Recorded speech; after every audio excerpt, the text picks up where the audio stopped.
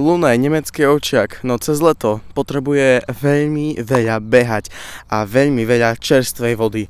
Netýrajme preto zvieratá, ako vravela v minulej reportáži naša reportérka Majka. Pes dokáže človeku priniesť radosť, vernosť aj dlhoročné priateľstvo.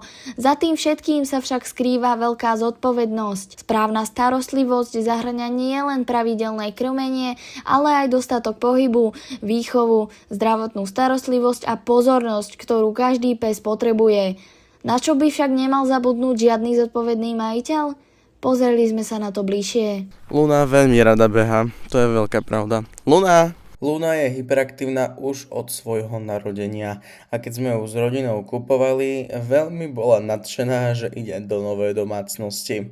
Luna už ale vyrastla a momentálne sa chce neustále mazliť.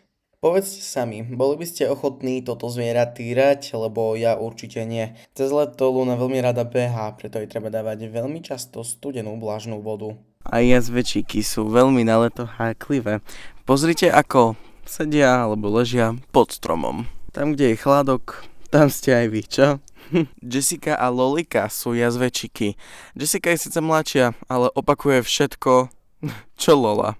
Psíkom treba dávať stále čerstvú, najlepšie asi studenú vodu. Cez leto, kedy psíky chodia najradšej a niekde do kerov, si treba dávať pozor na kliešte. Pre Myšiak Média, Michal Forgáč.